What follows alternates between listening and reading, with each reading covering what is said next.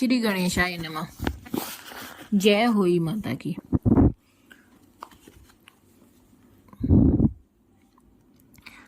होई अष्टमी की कहानी।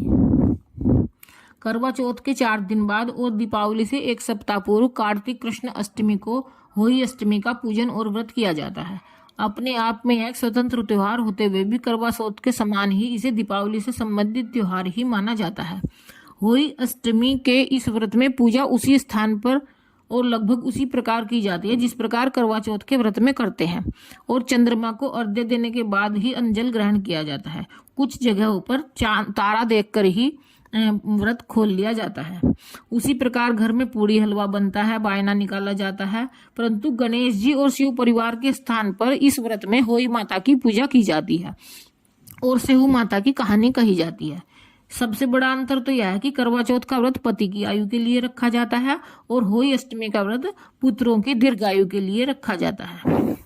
जिन महिलाओं के करक चतुर्थी को होई की पहले लाइन खींची होती है, वे इस दिन इन बीच के 4 दिनों में होई को दीवार पर काट लेती है और उसकी पूजा करती है।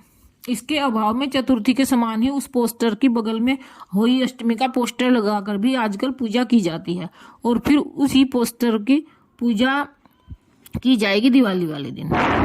करवा चौथ के समान ही पोस्टर के पास जमीन पर पटरा रखकर उस पर सेहू की आकृति बनाने के बाद पूजा की जाती है। पूजा अत्यंत सामान्य है। एक लोटे में जल भरकर होई के पास जमीन पर रखकर होई माता की कहानी कह और सुन ली जाती है। बायना निकालकर सास, ननद या किसी बड़ी बूढ़ी अथवा ब्राह्मणी को दे दिया जाता है। लोटे पर सतिया बनाकर और 7 दाने गेहूं या चावल के हाथ में लेकर कहानी सुनी जाती है। अंत में इस जल को चंद्रमा को या फिर तारों को अर्घ्य देकर व्रत खोल लिया जाता है। होई अष्टमी की कहानी।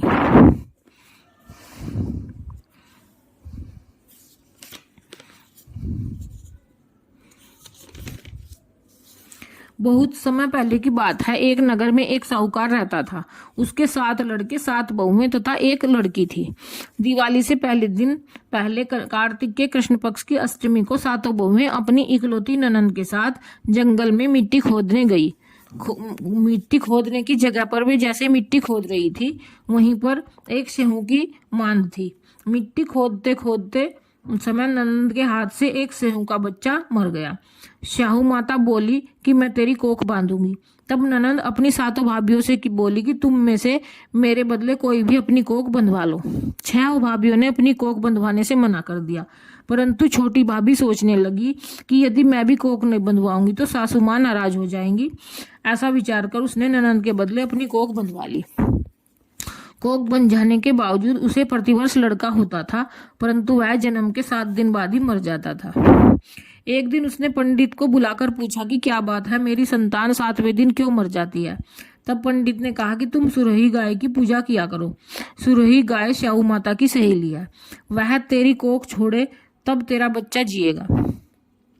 इसके बाद वह चुपचाप प्रातःकाल उठकर सुरही गाय के नीचे सफाई आदि करती, रोज जाती और साफ सफाई करके अपने घर आ जाती। गौ माता सोचने लगी कि ऐसी कौन है जो मेरी इतनी सेवा कर रहा है, आज मैं उसको देखती हूँ।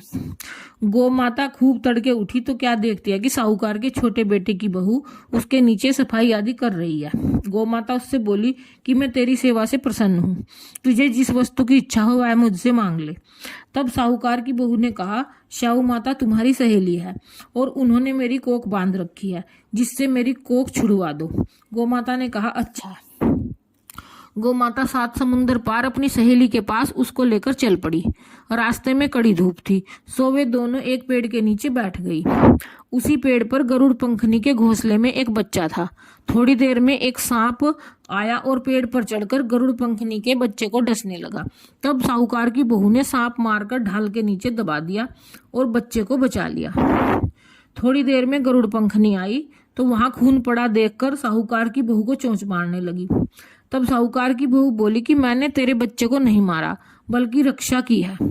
सांप तेरे बच्चे को डसने आया था, उसने मारकर ढाल के नीचे दबा दिया।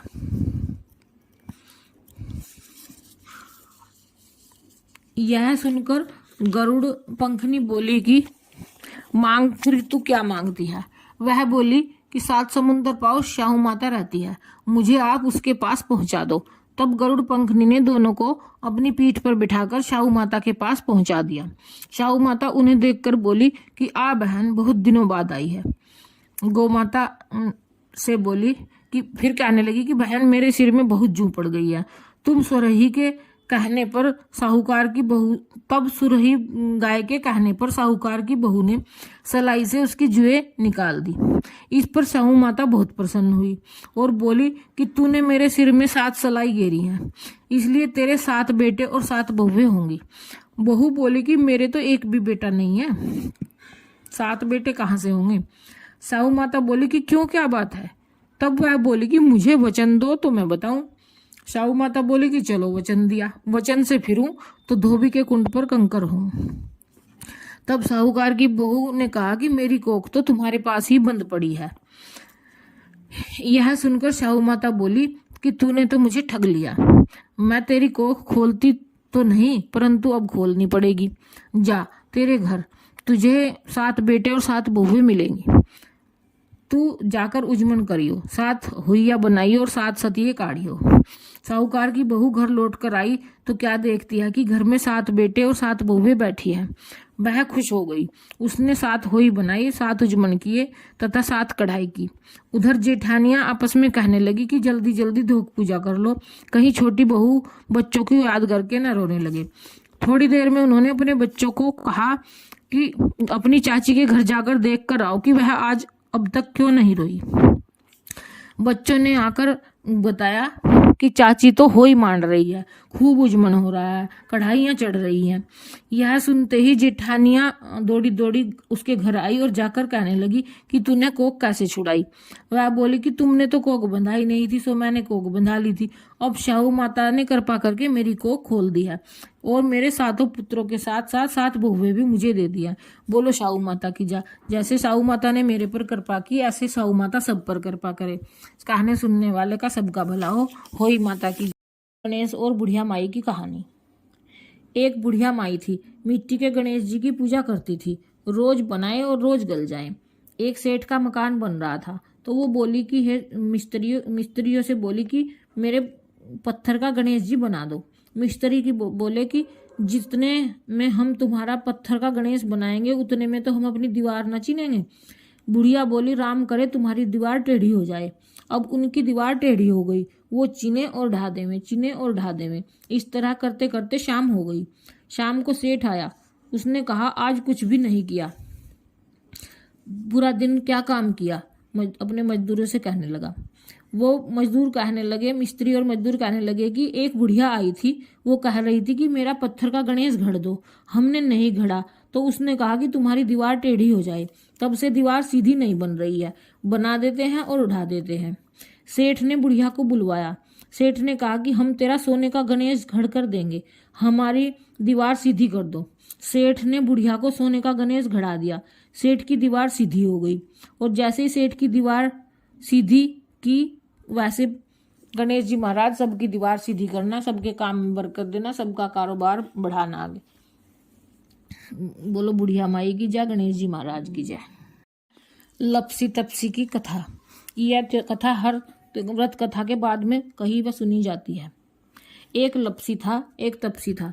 तपसी हमेशा भगवान की तपस्या में लीन रहता था और लपसी रोजाना 1.25 सेर की लपसी बनाकर भगवान का भोग लगाकर जीम लेता था। एक दिन दोनों लड़ने लगे। तपसी बोला मैं रोज भगवान की तपस्या करता हूँ इसलिए मैं बड़ा हूँ। लपसी बोला कि मैं रोज भगवान को 1.25 सेर लपसी का भोग लगाता हूँ इसलिए मैं बड़ा हूँ। नारद जी वहां से गुजर रहे थे। दोनों को लड़ता देखकर उनसे पूछा कि तुम क्यों लड़ रहे हो। तपसी ने खुद के बड़ा होने का कारण बताया और लपसी ने अपना कारण बताया। नारद जी बोले कि तुम्हारा फैसला मैं कर दूंगा। दूसरे दिन लपसी और तपसी नहाकर अपनी रोज की भक्ति करने आए तो नारद जी ने छुपकर 1.25 करोड़ की एक अंगूठी उन दोनों के आगे रख दी। तपसी की नजर जब अंगूठी पर पड़ी तो उसने चुपचाप अंगूठी उठाकर अपने नीचे दबा ली। लपसी की नजर अंगूठी पर पड़ी लेकिन उसने ध्यान नहीं दिया। भगवान को भोग लगाकर लपसी खाने लगा। नारद जी सामने आए तो दोनों ने पूछा कि कौन बड़ा। तो नारद जी ने तपसी से खड़ा होने को कहा।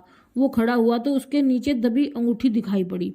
नारद जी ने तपसी से कहा कि तपस्या करने के बाद भी तुम्हारी चोरी करने की आदत नहीं गई, इसलिए लपसी बड़ा है और तुम्हें तुम्हारी तपस्या का कोई फल भी नहीं मिलेगा।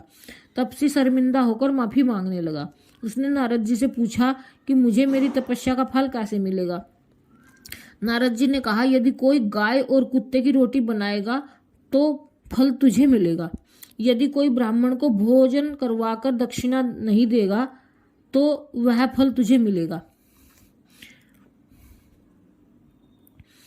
यदि कोई साड़ी के साथ ब्लाउज नहीं देगा तो फल तुझे मिलेगा। यदि कोई दिए से दिया जलाएगा तो फल तुझे मिलेगा। यदि कोई सारी कहानी सुने लेकिन तुम्हारी कहानी नहीं सुने तो फल तुझे मिलेगा। उसी दिन से हर व्रत कथा की कहानी के साथ लपसी और तपसी की कहानी भी कही और सुनी जाती है। बोलो श्री कृष्ण भगवान की जय। बोलो श्री गणेश जी महाराज की जय। गणेश जी की एक और कहानी। श्री गणेशाय नमः। एक बार गणेश जी एक लड़के का वेश धारण करके नगर में घूमने निकले। उन्होंने अपने साथ में चुटकी भर चावल और चुल्लू भर में दूध ले लिया। नगर में घूमते हुए जो भी मिलता उसे खीर बनाने का आग्रह कर रहे थे। बोलते, माई खीर बना दे। लोग सुनकर हंसने लगते। बहुत समय तक घूमते रहे मगर कोई खीर बनाने को तैयार नहीं हुआ। किसी ने यह भी समझाया कि इतने से सामान से खीर नहीं बन सकती, पर गणेश जी को तो खीर बनवानी ही थी। अंत में एक गरीब बूढ़ी अम्मा ने उन्हें कहा, बेटा चल मेरे साथ, मैं तुझे खीर बनाकर खिलाऊंगी। गणेश जी उसके साथ चल दिए। बूढ़ी अम्मा ने उनसे चावल और दूध लेकर एक बर्तन में उबलने चढ़ा दिया। दूध में ऐसा उबाल आया कि बर्तन छोटा पड़ने लगा। बूढ़ी अम्मा को बहुत आश्चर्य हुआ, कुछ समझ नहीं आ रहा था। अम्मा ने घर का सबसे बड़ा बर्तन रखा, वो भी भर गया। खीर बढ़ती जा रही थी, उसकी खुशबू भी चारों तरफ फैल रही थी। गणेश जी की मीठी खीर की खुशबू, मीठी मीठी खुशबू के कारण अम्मा की बहू के मुंह में पानी आ गया। उसकी खीर खाने की तीव्र इच्छा होने लगी।